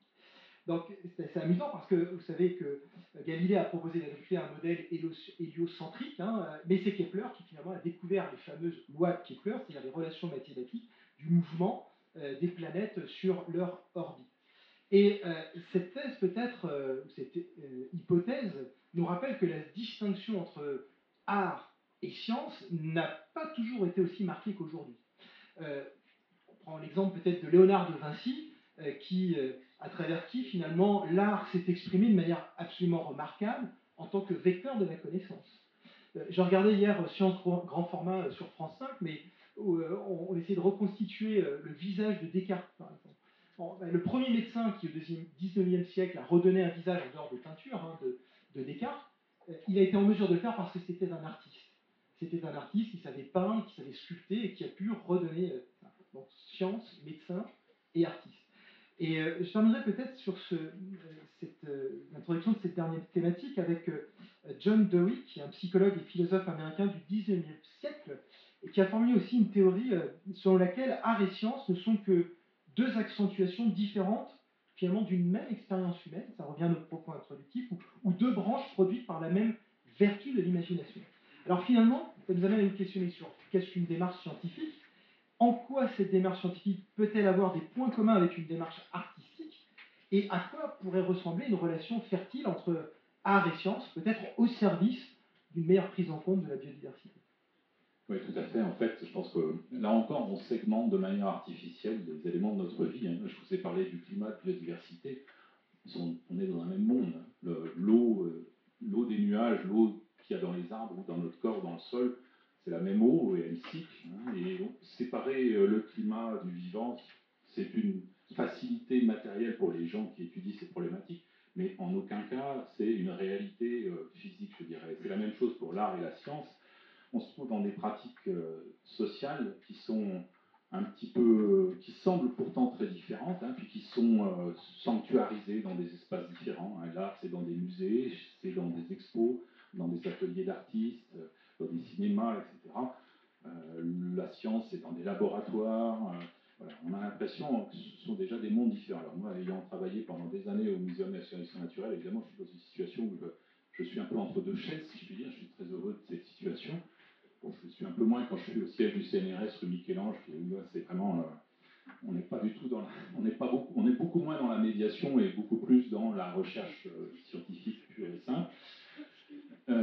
Et donc, j'ai essayé, moi, un peu de vous provoquer en émettant quelques idées. Je ne suis pas un philosophe de l'esthétique, je ne suis pas un sociologue, donc mes idées, en l'occurrence, ne sont pas des idées de biologistes, ce sont des idées de citoyens qui a expérimenté un peu différentes démarches de médiation scientifique. En commun, bien sûr, entre l'art et la science, il y a créer, imaginer, curieux, s'émouvoir, élargir notre univers. J'en parlais à propos de la biodiversité, mais effectivement l'émotion ou la perception qu'on a d'une œuvre d'art, finalement, c'est aussi celle qu'on peut avoir devant un insecte, une plante, une fleur. Et on est un peu dans un domaine qui a des racines communes. Dans l'expression artistique, la particularité, c'est que cette expression, quelque part, elle est dirigée. Au lieu de s'émouvoir devant quelque chose qui nous est totalement indépendant, c'est nous qui le générons, quelque part. Alors, plus particulier à l'art, on pourrait dire qu'il y a une perception, un ressenti. mais plus particulier, parce qu'il y a aussi ce ressenti, on l'a aussi voilà, devant une démonstration mathématique, alors c'est peut-être accessible à moins de personnes, mais la beauté d'un raisonnement, on l'aperçoit aussi en tant que scientifique. Hein. Et puis, plus particulier à la science, on pourrait dire qu'il y a un raisonnement hypothético-déductif, c'est-à-dire vraiment poser des hypothèses, mettre en place des dispositifs expérimentaux ou des dispositifs d'observation qui permettent de vérifier ces hypothèses, au contraire de les détruire. Mais même dans l'art, il y a des démarches qui s'apparentent à ça. Hein. Quand un artiste essaye de traduire, par exemple, des règles de perspective de manière différente, hein, par exemple dans le monde de l'abstraction, si vous avez un artiste comme Miro qui a traduit les règles de perspective sans ligne de fuite, simplement par la juxtaposition d'objets, de couleurs et de tailles différentes, finalement on est aussi dans une méthode hypothético-déductive. Miro, jour après jour dans son atelier, a essayé de suggérer des effets sans avoir de calcul mathématique derrière. Donc on est vraiment dans un plus ou moins, hein, on a bien du mal finalement à caractériser chacune des activités. Je pense qu'il y a peut-être un aspect qui est un peu plus significatif pour la science, c'est la validation collective sociétale. Dans l'art, finalement, il y a beaucoup d'appréciations, on va dire, subjectives, hein, ou parfois malheureusement liées aux lois du marché international. Dans la science, en théorie, notamment quand on a affaire à des expertises collectives scientifiques comme celle du GIEC ou de l'IPES, là, on essaie de considérer un certain nombre de résultats qui ont été validés par les pairs et de prendre dedans ce qui est vraiment avéré et consensuel. Donc là, il y a vraiment une forme de validation qui a un intérêt particulier. La validation dans l'art, souvent, c'est plus lié à des questions d'évolution culturelle ou d'évolution, malheureusement, quelquefois commerciale. Et c'est peut-être là où on va avoir des différences de mécanismes sociétaux dans la manière dont ces différentes activités sont représentées à terme. Ce qui ne veut pas dire que dans leur parcours intellectuel au début, elles soient différentes, bien sûr. Alors si j'ai essayé de creuser un petit peu, l'art permet de stimuler la réflexion scientifique par le ressenti ou le donner à voir. Moi, très souvent, quand j'enseigne un petit peu. Je suis chercheur CNRS, donc je n'ai pas de fonction d'enseignement, mais j'enseigne de temps en temps sur des sujets que je connais bien, et notamment, par exemple, en master à Sorbonne Université. Et quand j'enseigne sur ce que c'est qu'une espèce biologique, parce que c'est assez compliqué, ça fait appel à la théorie de la génétique des populations ou à la théorie des relations de parenté basées sur des études statistiques de l'ADN. Très souvent, j'essaie d'expliquer aux étudiants en fait que quand on voit pas une espèce quand on regarde dans le milieu naturel. Ce qu'on regarde là, c'est une guêpe qui vole au-dessus de son assiette, mais on ne voit pas l'espèce guêpe. On voit un individu. Et encore, on se trompe parce que cet individu, il est composite dedans. Il y a des levures, hein, il y a d'autres micro-organismes. Voilà. Et donc, je fais appel souvent à ce tableau, ce célèbre tableau de Magritte, hein, qui a provoqué pas mal de réflexions pendant des années. Il y a même un texte, je crois, de Michel Foucault sur ce tableau. Hein. En fait, Magritte a fait une petite pirouette comme à son habitude dans ce tableau. Il a montré un dessin de pipe en disant ceci n'est pas une pipe. Et effectivement, ce n'est pas une pipe, c'est un dessin de pipe.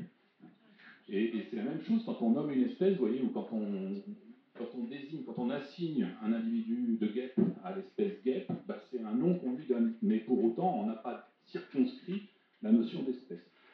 Donc ce type de distinction, quelquefois, bah, un artiste l'a tellement bien rendu dans une œuvre que même pour dialoguer entre scientifiques, c'est vraiment indispensable. Il y a aussi un article très très célèbre, alors là, l'image est très moche, hein, désolé, mais en fait, il y a des arcs-boutants, vous savez, dans les églises, qui sont souvent des procédés architecturaux pour soutenir les voûtes. Hein.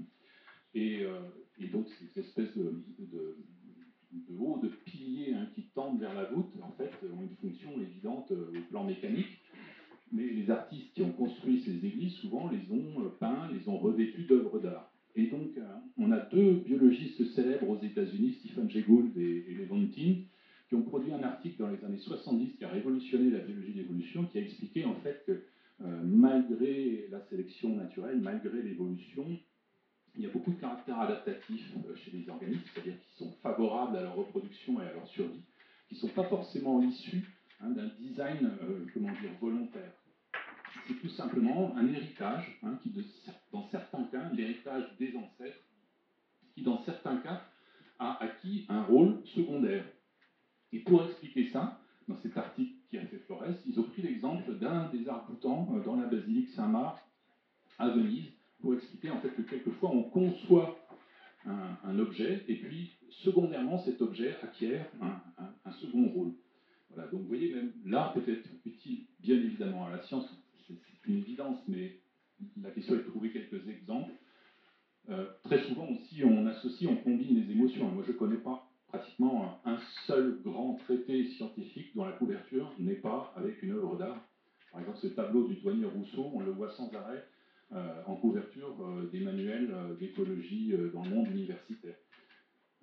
Là, j'ai pris aussi l'exemple du fameux film Don't Look Up. Je ne sais pas si vous l'avez vu. Moi, ça m'a donné une claque terrible, tellement, ça m'a donné une telle claque que j'ai même fait une tribune dans le Monde parce que ça m'a exaspéré dans les jours suivants de voir que en fait, ça ne suscitait de réaction qu'en regard de la crise du climat et absolument pas en regard de la crise de la biodiversité. Alors, on est en pleine pandémie, mais la biodiversité n'a aucune importance.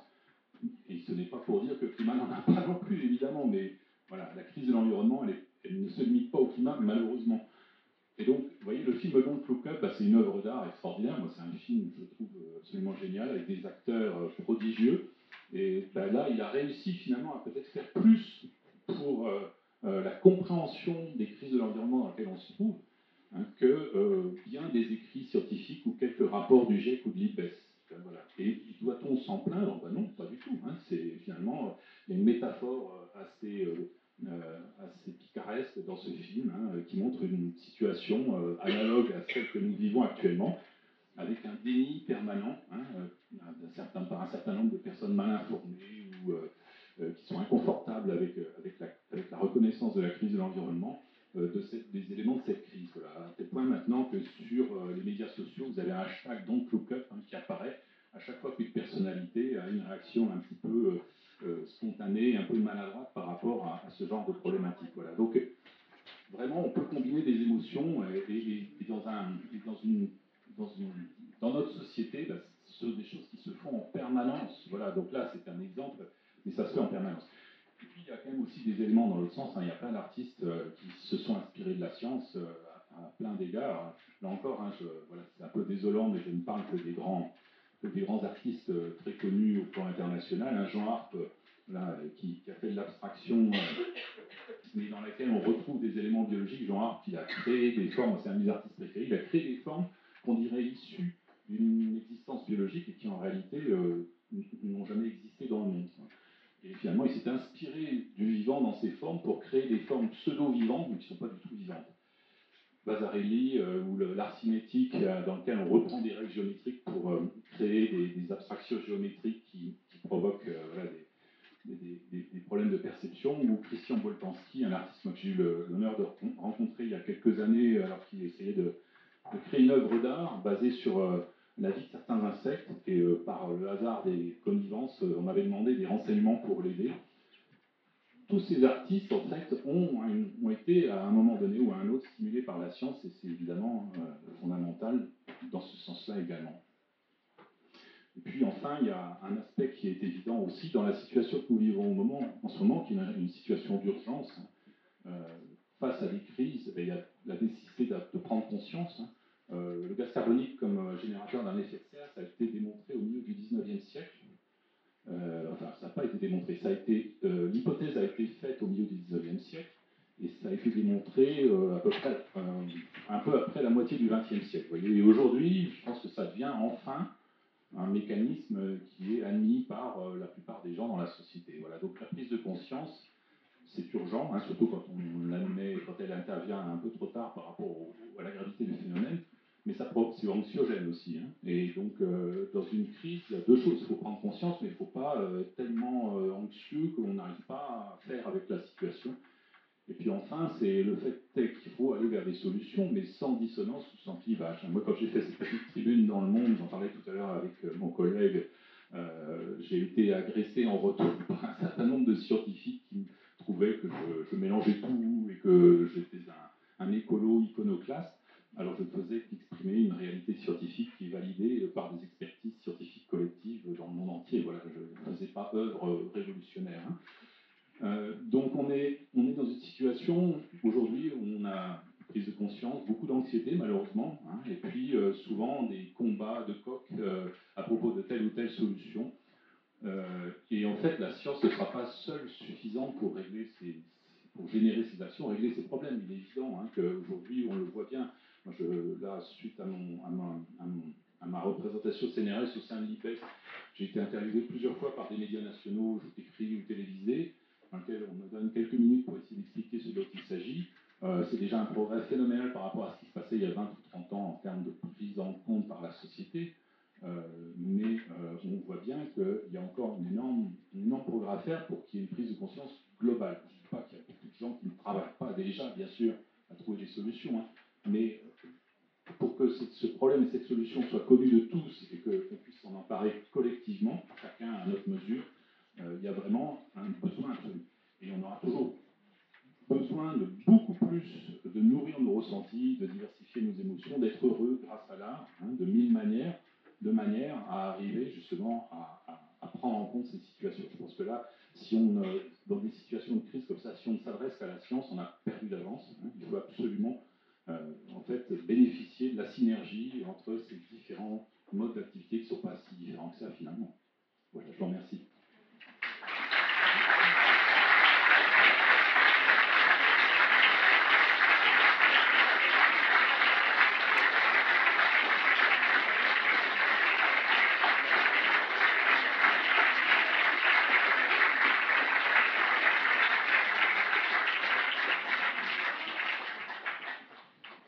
Peut-être avant de prendre quelques questions, je ne prétends pas résumer le propos évidemment parce qu'il était aussi dense, riche que passionnant. Quelques grandes idées peut-être au cours de votre intervention et qui amèneront les participants éventuellement à réagir s'ils le souhaitent pour poser une ou deux questions. D'abord, on a retenu que nous étions des primates et que nous faisons bien partie de cette biodiversité. D'où l'importance de nous percevoir comme faisant partie de la biodiversité et étant nous-mêmes source de biodiversité avec les bactéries que nous hébergeons. Notre rapport à la biodiversité, la valeur qu'on donne à la biodiversité, c'est finalement une vision très anthropocentriste des choses. Vous avez posé la question finalement quelle serait la valeur des espèces si finalement l'humanité n'existait pas sur notre planète. Un avertissement que vous nous avez donné, que tout le monde a retenu, attention, pas de biodiversité 20, parce que les guêpes jouent un rôle très important dans les processus de fermentation, mais vous vouliez nous dire par là aussi qu'il n'y a pas d'espèces qui n'ont pas de valeur. Toutes les espèces, finalement, jouent un rôle dans notre biodiversité, évidemment. Et puis, pour bien éduquer à cette biodiversité, en tout cas en comprendre les enjeux, tels que vous l'avez expliqué, là on voit une petite araignée, elle se bat depuis tout à l'heure l'araignée. L'araignée sur le micro. Voilà, elle était là aussi. Ils sont partout. Quelque chose qui était important, qu'on a retenu, enfin qui m'a frappé, c'est qu'il faut rendre heureux. Heureux nos jeunes, car c'est bien aussi ce que cherche l'éducation artistique et culturelle, à la fois à surprendre et à attirer le regard des jeunes sur un certain nombre d'objets. Et puis, apprendre, comprendre la biodiversité relève aussi d'une démarche d'empathie. Indéniablement, ce rapport à la biodiversité, c'est un rapport au sensible, mais qui est aussi générateur de bien-être. Donc, les démarches art-sciences, on voit qu'elles se développent, on voit beaucoup, effectivement, d'artistes en résidence dans des structures scientifiques. Et notre conversation m'inspire un propos que j'avais entendu à la Cité des sciences et de l'industrie, où, finalement, la rencontre art-sciences était comparée à ce qui se passe dans un accélérateur de particules. Vous savez, on met des particules et elles vont se rencontrer et elles rentrent en collision. Et quand art et sciences rentrent en collision, il en émerge en fait plein de choses, plein d'éléments nouveaux. Et c'est un terreau évidemment fertile. L'art, vous l'avez conclu sur ce propos, enrichit la science comme la science enrichit l'art, évidemment. Et je terminerai juste, j'avais trouvé cette citation de Georges Braque qui disait que l'art est fait pour troubler, la science rassure. Alors peut-être qu'au début de votre propos, la science nous a un peu troublés, et peut-être que l'art nous rassure aussi un peu. Mais c'est vrai que l'art peut chercher à décrire le réel, comme d'ailleurs le fait un chercheur, comme vous le faites dans votre quotidien, vous qui inventoriez cette biodiversité du monde. C'est ce rapport au concret, peut-être à l'explication du fonctionnement de notre système planétaire, qui peut rassurer. L'art peut donner aussi une toute autre image du réel. Elle peut être sublimée, elle peut être inattendue, voire surréaliste, évidemment. Et puis l'interprétation de l'artiste peut aussi se détacher du réel, ce que fait peut-être un peu moins le scientifique, mais je crois que c'est ce qui permet finalement aux artistes de sublimer ce réel et peut-être de nous troubler, mais aussi de nous faire rêver. Philippe Brancola, vraiment un immense merci de votre intervention. L'ancien professeur de SVT que j'étais était vraiment ravi de pouvoir discuter avec vous. Merci pour ces éclairages sur la biodiversité.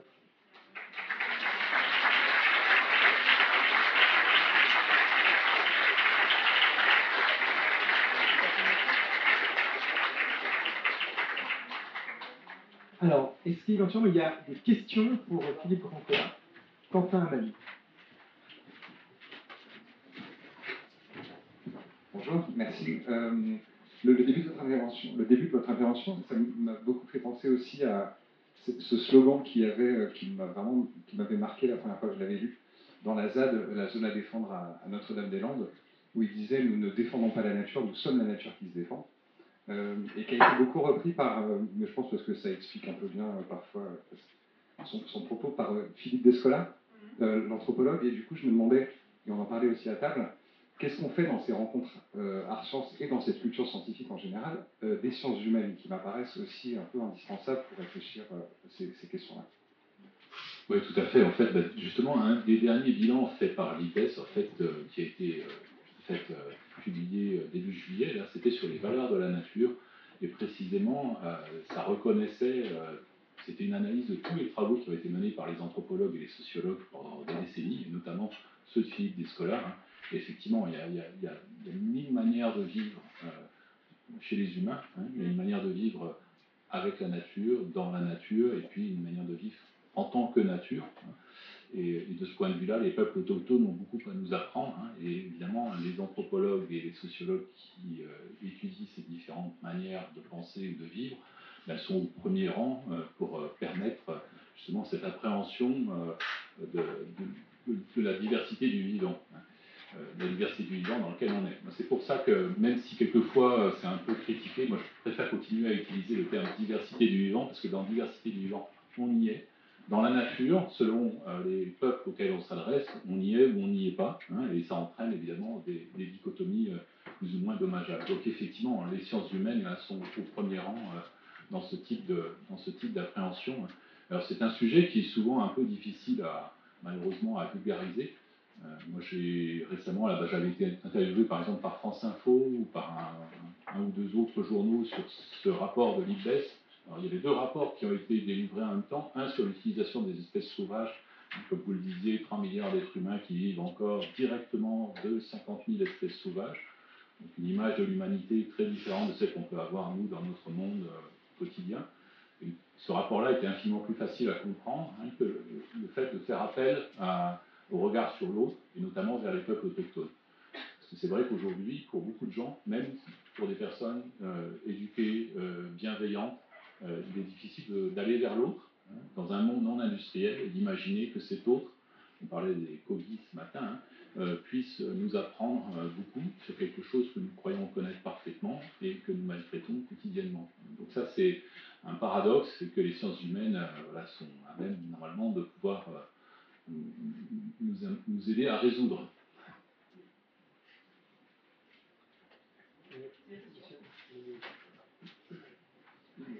Moi, j'aimerais bien rebondir sur votre réponse. Je suis recteur de cette académie, il se trouve que je suis sociologue par ailleurs. Et en vous écoutant, d'abord merci pour cette brillante conférence. Et parce qu'elle est brillante, moi, elle m'interpelle forcément, comme tous les gens que je regardais vous écouter dans cette salle, parce qu'on vous écoute avec bonheur, sans doute, bonheur de se nourrir des connaissances que vous nous apportez, des choses que vous éveillez. Puis on voit que derrière votre propos, il y a quelque chose, pardon de le dire ainsi, sans doute d'un peu mélancolique. Du fait de cette accumulation de connaissances que vous essayez de nous transmettre et qui, au fond, n'ont que très peu d'effet, en tout cas un effet qui n'est pas proportionnel à ce que vous attendez comme effet réalisé. En tant que sociologue, je me demande si, au fond, nous, humains, nous ne sentons pas un tout petit peu impuissants pour offrir des réponses à tout cela, et que nous n'allons pas préférer, à terme, nous nourrir de cette mélancolie plutôt que d'y remédier. Non, tout à fait. Je pense que c'est effectivement un problème. La situation dans laquelle on se trouve provoque à la fois de la mélancolie, de l'anxiété, hein, et je parlais des réactions de dissonance. On voit quelquefois des personnes avoir des réactions un peu d'agressivité, de déni, etc. Je pense que la plupart de ces réactions sont des réactions d'inconfort. Hein. Il y a mille manières manière d'exprimer son inconfort. Bon, moi je dois dire qu'effectivement, ayant été, ça fait plus de 35 ans que je fréquente le milieu naturel sur tous les continents. Une fois, je crois que j'avais fait le compte, mon fils me questionnait en me demandant, papa, tu avais travaillé dans combien de pays? Et j'avais compté péniblement, d'abord sur les doigts de mes deux mains, et puis j'avais continué comme ça jusqu'à plus de 5 ans. Et en fait, dans la plupart de ces pays, quand j'ai eu le bonheur d'y retourner, je me suis rendu compte que la situation de l'environnement s'était aggravée de manière terrifiante.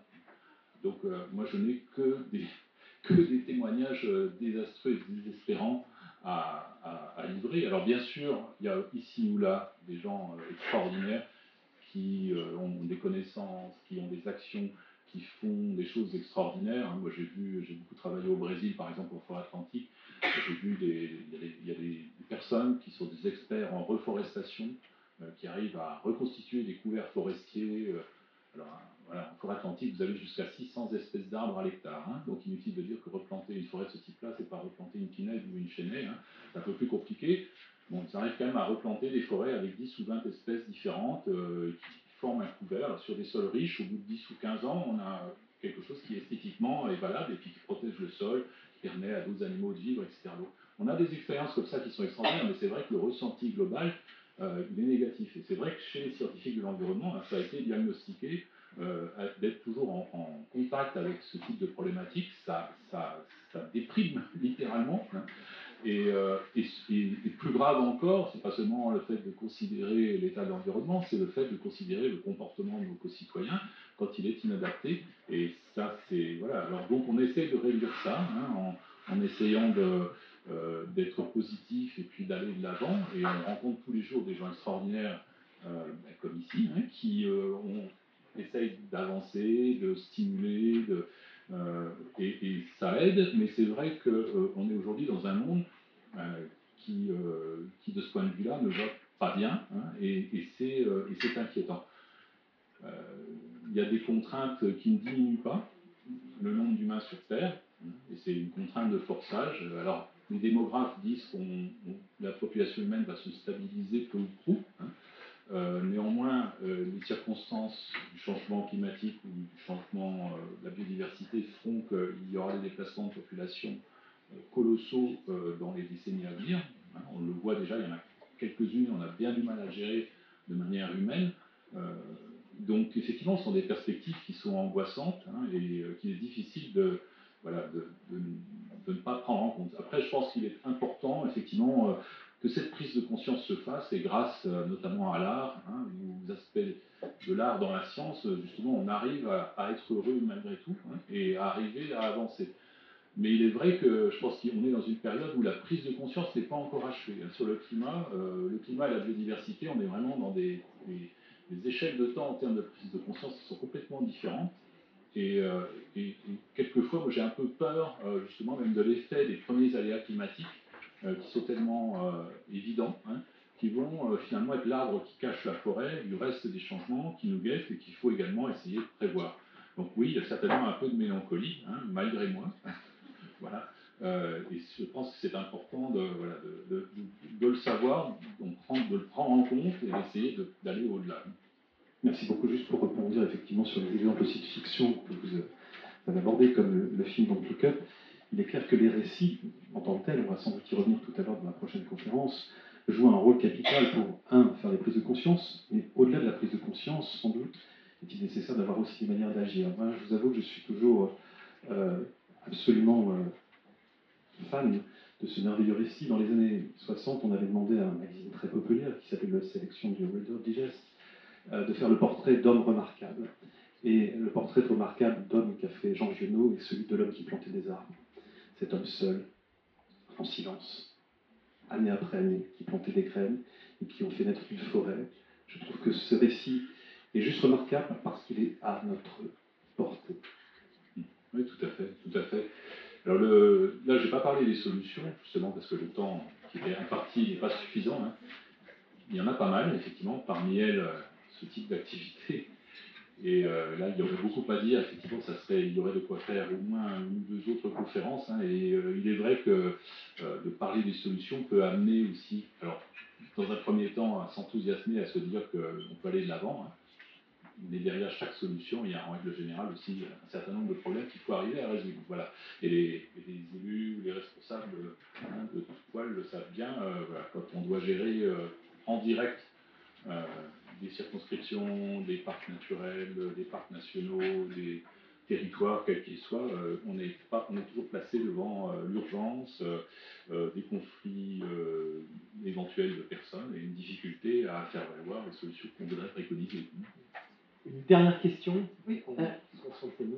Intervention avec plusieurs petites sur la question du récit justement et de ce que la culture aussi a pu véhiculer pendant pas mal de décennies. J'avais vu une étude intéressante d'une scientifique qui avait justement fait une recherche sur la présence de la faune et de la flore dans les Walt Disney depuis les années 50 qui était hyper intéressante où elle montrait justement qu'il y avait de moins en moins d'animaux, de moins en moins de nature dans les derniers Walt Disney. Et sur cette question aussi de ce qu'on peut, enfin voilà, de ne pas rester que dans la mélancolie ou la tristesse. Je pense qu'on est aujourd'hui dans les rencontres de l'EAC, on parle de la jeunesse elle est aussi mobilisée, ils organisent une grève de l'école le 23 septembre pour certains, enfin des jeunes qui se mobilisent parce qu'ils trouvent qu'il n'y a plus assez d'enseignements liés à la question écologique aussi. Il y a aussi des profs qui sont mobilisés sur ces questions-là, de l'absence de l'écologie dans les programmes scolaires. C'est aussi une vraie question. Et juste pour finir là-dessus, je pense que c'est aussi un engagement politique de nous tous. On en parlait ce midi avec les amis Kogi. On vit dans une région où vous parlez du poids des mammifères. On a 9 millions de cochons, on est 3 millions de Bretons. Et ces 9 millions de cochons sont en partie nourris par du soja qui arrive d'Amazonie et qui fait, qui est responsable en partie de cette Amazonie qui brûle. Donc on a tous aussi des choix politiques à faire en fait. Tout à fait, oui, effectivement. Et l'étude en question était très intéressante. Hein. C'était l'alliance entre une écologue et puis une sociologue, si je me rappelle bien, hein, ou une psychologue américaine. Et effectivement, hein, on est passé de Bambi à Cars. Et donc, l'univers des enfants s'est restreint. Hein, évidemment, c'est la loi du marché. Hein. Walt Disney, en fait, a besoin d'avoir des petits-enfants dans les salles de cinéma ou devant les télévisions. Hein, et ça paye plus aujourd'hui de montrer des voitures que de montrer des animaux. Alors cela dit, même quand on montre des animaux, quelquefois, comme je l'en ai parlé, hein, quelquefois finalement on oublie que ceux qu'on voit vivants sur l'écran sont en train de disparaître dans la nature et donc la situation est compliquée. Effectivement, il y a des choix politiques à faire. Alors c'est très compliqué en tant que scientifique voilà, d'entrer dans ce domaine-là.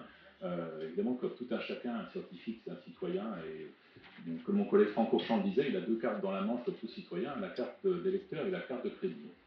Donc, tout autant qu'on est, on peut les utiliser. Maintenant, moi, j'essaye de rester à chaque fois dans l'exposé scientifique. Hein, j'ai mes opinions comme tout le monde. Et effectivement, les grandes plateformes internationales ont parfaitement diagnostiqué le rôle critique des productions de viande d'élevage dans la destruction de l'environnement. Hein. On a très vite oublié aujourd'hui, notamment, en fait, que la consommation de viande n'est pas le fait des personnes riches. En France, toutes les études le montrent, y compris les études du ministère de l'Agriculture. Hein. En fait, la consommation de viande est inversement liée aux revenus moyens. Parce que, évidemment, par viande, on n'entend pas forcément une entrecôte de premier choix. Voilà. Et donc, ce type de production, effectivement, doit arriver à être raisonné, mais ça suppose une transition, hein, que tous les acteurs, y compris ceux qui gagnent leur vie de cette manière-là, puissent être accompagnés. Et c'est quelque chose qui est évidemment compliqué, quoi, mais c'est une transition qui est absolument indispensable, ça c'est évident.